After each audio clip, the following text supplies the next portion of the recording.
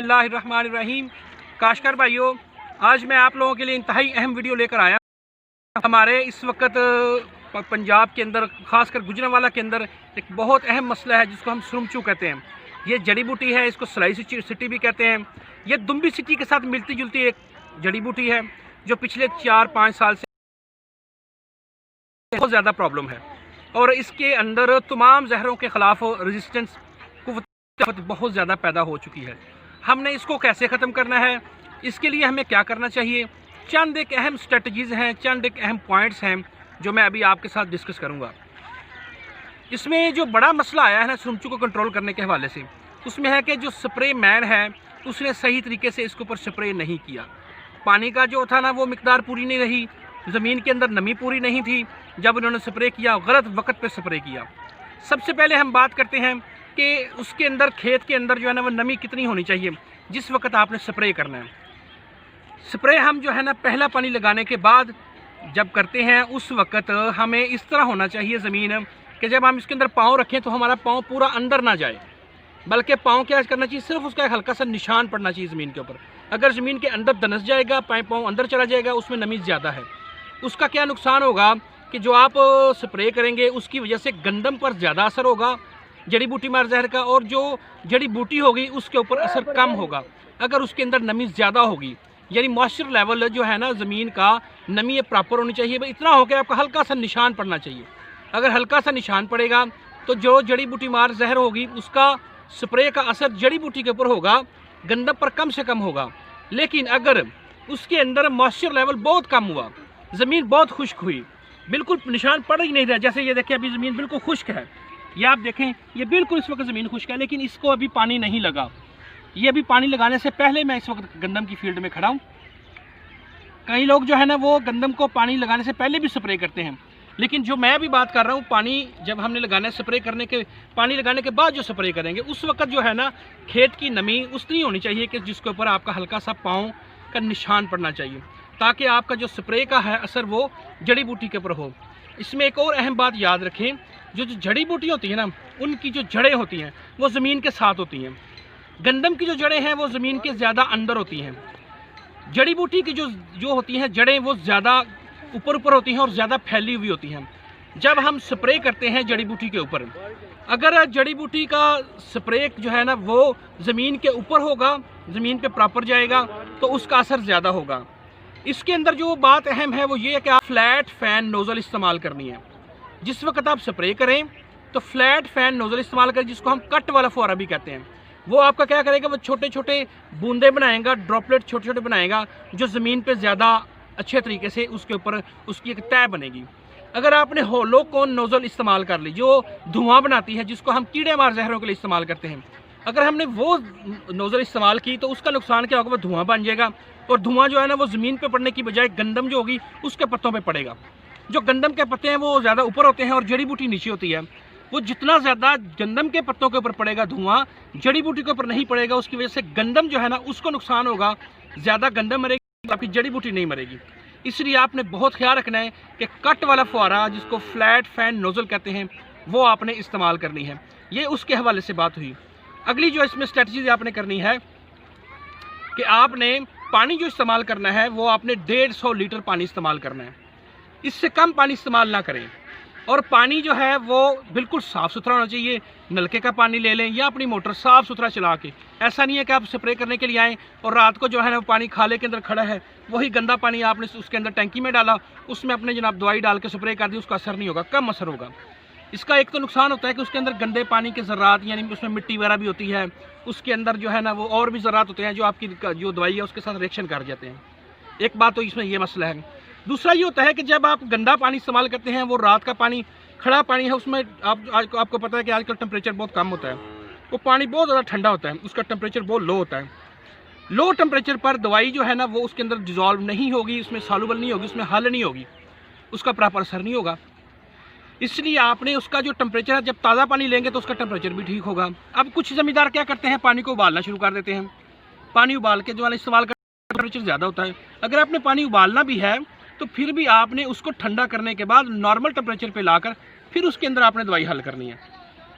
ये चीज़ बहुत इंपॉर्टेंट है, क्योंकि ज़मींदार अक्सर ये काम करते हैं कि उससे दवाई ले ली दुकानदार से और गए जाके अपना वो गंदा पानी लिया, उसी को टैंकी के अंदर डाल के उसमें दवाई डाली और स्प्रे कर दिया। ये आपने बिल्कुल ख्याल रखना है कि आपने ताज़ा पानी इस्तेमाल करना है, गंदा पानी इस्तेमाल नहीं करना। और 150 लीटर पानी, इससे ज़्यादा कर लें, इससे कम ना करें। जो ज़मींदारों ने पिछले साल पानी कम लगाया था, 100 लीटर लगाया, इससे कम लगाया, उनके ऊपर जड़ी बूटी का असर नहीं हुआ। जड़ी बूटी जो है ना, आपने जो स्प्रे की तो जड़ी बूटी उसकी वजह से नहीं कंट्रोल हुई। ये एक वही। अब अगला पॉइंट आपने क्या करना है, दूसरा ये कि स्प्रे का वक्त कौन सा होना चाहिए, किस वक्त स्प्रे करना चाहिए।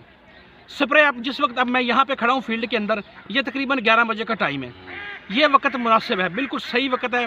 जो रात को उसके ऊपर ओस वगैरह पड़ती है, जो पानी वगैरह इसके पत्तों के ऊपर होता है वो खुश्क हो चुका है, पत्ते खुश्क हैं इस वक्त है, बिल्कुल इसके ऊपर स्प्रे का असर ज़्यादा होगा। अगर पत्ते गीले हैं, रात को इसके ऊपर ओस पड़ी और पानी पत्तों के ऊपर मौजूद है, आपने स्प्रे कर दिया, वो स्प्रे के साथ ज़मीन पर चले जाएंगे, उसकी वजह से असर कम होगा।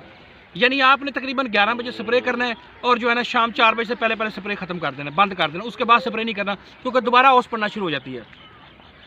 इसके बाद आपने ये क्या करना है कि अगर आपकी हवा बहुत तेज़ चल रही है, यानी कई दफ़ा होता है हवा तेज़ चल रही है और वो आकर स्प्रे करना शुरू करता है, हवा के साथ वो उड़ जाता है। आपने तेज़ हवा के अंदर स्प्रे नहीं करना, बिल्कुल कूल एंड काम माहौल हो, कोई हवा वगैरह नहीं चल रही, बादल नहीं है, धुंध नहीं है, साफ़ और शफाफ मौसम है, उसके अंदर आपने स्प्रे करना है। ये होगी बात। अगली, जब आपने स्प्रे करना है तो आपने होनी चाहिए तकरीबन 2 से 2.5 फीट जो है ना उसका नोज़ल ऊपर होनी चाहिए, इससे ऊपर ना हो, यहाँ पे भी नोज़ल ना हो और यहाँ पे भी नोज़ल ना हो, बल्कि आपके इस जगह पे नोज़ल होनी चाहिए। आपके घुटने की हाइट के ऊपर जो है ना वो आपने नोज़ल रख के बिल्कुल सीधा जाना है, ऐसे सीधा चलना है, सीधा चलना है, ऐसे इस तरह स्प्रे करनी है आपने। इस तरह स्प्रे मैन जब सीधा चलेगा तो उससे असर ज़्यादा होगा, इस तरह से स्प्रे नहीं करनी। सम टाइम ये कुछ जो है वो स्प्रे मैन अपनी जो नोज़ल होती है उसको इस तरह अपनी हिलाते हुए चलते हैं, ये गलत तरीका स्प्रे करने का। असल तरीका स्प्रे करने का कि वो सीधा इस तरह से उसने खेत के अंदर चलते हुए स्प्रे करनी है, तो उसका स्प्रे का असर ज़्यादा होगा। और एक दूसरी बात, आपने बिल्कुल सीधा लाइन के अंदर स्प्रे करना है, स्प्रे करते हुए जाना है और जब वापसी पर आना है तो फिर बिल्कुल आना है। इसी जगह पे कोई डबलिंग ना हो, 2 दफ़ा स्प्रे ना हो चुकी हो, किसी जगह पे ऐसे ना हो कि कोई आपकी खेत रह जाए, ना तो आपकी कोई जो है ना वो खेत रहना चाहिए जहाँ पे स्प्रे ना हो, और ना ही कोई ऐसी जगह पे हो जहाँ पे 2 दफ़ा स्प्रे हो जाए। ये चीज़ आपने याद रखनी है। अगर 2 दफ़ा स्प्रे हो जाएगा तो गंदम पे भी असर होगा, जहाँ जहाँ डबल स्प्रे होगा वहाँ से गंदम भी मरेगी, जड़ी बूटी पर भी जो है ना वो मर जाएगी और साथ में भी गंदम भी वहाँ से पीली हो जाएगी, उसका नुकसान होगा। और जो आपके पाड़े रह जाएंगे जहाँ पे स्प्रे नहीं होगा वहाँ जड़ी बूटी नहीं मरेगी, वहाँ से जो है ना अगेन जो है ना वहाँ से वो अपने सीड बनाना शुरू कर देगी। इसलिए आपने ये भी आप ख्याल रखना है। ये बातें होगी कि आपने स्प्रे जो है ना किस वक्त करना है। इसमें एक और अहम पॉइंट है कि आपने पहला पानी कब लगाना है और दूसरा कब लगाना है। ये चीज़ जड़ी बूटी को कंट्रोल करने में बहुत ज़्यादा इंपॉर्टेंट है, इस पर आपने ख़ास ख्याल रखना है। और ये आप अपनी कॉपी पेंसिल लेके उसमें लिख लें कि ये अगर आपने पहला और दूसरा पानी सही प्रॉपर टाइम पे नहीं लगाएंगे तो आपकी जड़ी बूटी कंट्रोल नहीं होगी। पहला पानी आपने 20-21 दिन से लेकर तकरीबन दिन से के अंदर अंदर आपने लगा दें, कोशिश करें कि इसके अंदर अंदर अपना पहला पानी लगा दें। अगर आप ज़्यादा लेट करेंगे तो जो आपका सुरमचू होगा उसकी जो है ना, जब आप उसको पानी लगाएंगे तो वो बड़ा हो जाएगा, उसकी हाइट ज़्यादा हो जाएगी, उसके पत्ते वो ज़्यादा निकाल लेगा और जब आप दवाई स्प्रे करेंगे तो वो मरेगा नहीं। अगर आपने दवाई जो है ना पानी पहले लगा दिया, 30 दिन से पहले पहले पानी लगा दिया और आपका जो वत्तर है वो तकरीबन 40-42 दिन तक आज का आ जाता है वत्तर, उस वक्त उसकी हाइट कम होती है। 45 दिन की यानी फसल होने तक जो आपका सुरमचू स्लाइसिटी जो जड़ी बूटी होती है, इसका पत्ते छोटे होते हैं, वो छोटा होता है, उसके ऊपर दवाई का असर जब स्प्रे करेंगे तो दवाई की वजह से वो कंट्रोल हो जाएगा। लेकिन अगर आपने पहला जो है ना वही 40-45 दिन बाद लगा रहे हैं, उसके बाद आपका जो है ना वो जब वो 60-65 दिन का हो जाएगा उस वक्त उसको कंट्रोल करना मुश्किल है। एक तो आपने ये ख्याल रखना है कि पहला पानी आपने जल्दी लगाना है और पानी ज़्यादा नहीं लगाना, पानी भी आपने कम लगाना है, ज़्यादा पानी ना लगाएं। ज़्यादा पानी लगाएंगे वो वत्तर बहुत जल्दी आएगा। अच्छा, उसके अंदर कुछ लोग अब पानी लगाने से पहले स्प्रे कर रहे हैं, जैसे मैं इस वक्त खड़ा हूँ यहाँ पे, तो अभी इसको पानी नहीं लगा। यहाँ पे जो है ना लोग जो है ना प्रैक्टिस आमतौर पे चल रही है, वो पानी लगाने से 3 दिन पहले स्प्रे करते हैं। आइसोप्रोटॉन का भी स्प्रे हो रहा है इसके ऊपर, इसको कंट्रोल करने की उसकी 500 ग्राम उसकी डोज रखते हैं। जो आइसोप्रोटॉन हम पहले जो है ना वो पानी लगाने से स्प्रे कर रहे हैं, या कुछ जो है ना सल्फोसल्फ्यूरान का स्प्रे होता है इसके ऊपर, उसकी 13 ग्राम जो है ना वो मिकदार होती है पानी लगाने से पहले। पहला पानी खेतों को लगाने से पहले जो स्प्रे करते हैं उसकी 13 ग्राम डोज रखने के बाद 3 दिन के बाद इसको पानी लगाते हैं। अच्छा, उसके अंदर भी ये याद रखना है कि अगर आप जब पानी लगाएंगे ना स्प्रे करने के 3 दिन बाद, तो उसको ज़्यादा भर के पानी नहीं लगाना, ज़्यादा पानी लगाना। क्यों? क्योंकि जो आपने स्प्रे किया उसकी जो तय होती है ना जहर की, इस तरीके से जहर की एक तय जो है ना वो ज़मीन के ऊपर पड़ जाती है, एक तय ज़मीन के ऊपर बिछ जाती है। जब आप ज़्यादा पानी लगाते हैं तो वो तय जो है ना वो ज़मीन के अंदर लीच डाउन कर जाती है। वो जब ज़मीन के अंदर लीच डाउन कर जाएगी तो जहर का असर थोड़े दिनों बाद ख़त्म हो जाएगा। अगर आप हल्की पानी लगाएंगे, थोड़ा पानी लगाएंगे, तो जो उसके ऊपर स्प्रे की जो उसकी जहर की जो तय बनी थी वो काफ़ी देर तक रहती है। आपने जब दूसरा पानी लगाना है तो उसके भी आपने मिकदार ज़्यादा नहीं रखनी। अगर आप दूसरे पानी पर भी बहुत ज़्यादा भर के पानी लगा देंगे तो दवाई फिर दोबारा जो है ना वो लीच डाउन कर जाएगी।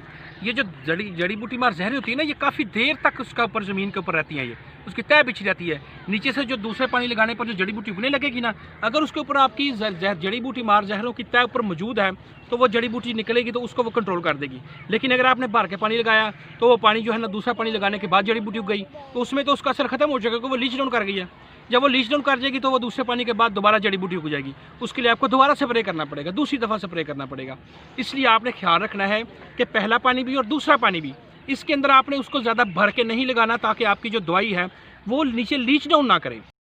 काश्तकार भाइयों, अब जो आखिरी बात रह गई है जो सबसे ज़्यादा इंपॉर्टेंट है, ये आपने ख़ास ख्याल रखना है। अगर आपने इसको कंट्रोल नहीं किया, इस बात पे आपने अमल नहीं किया, तो आपकी जो जड़ी बूटी मारने के लिए जो आप जहर इस्तेमाल करेंगे उसका असर नहीं सही तरीके से होगा। वो कौन सा पॉइंट है? वो है कैलिब्रेशन करना।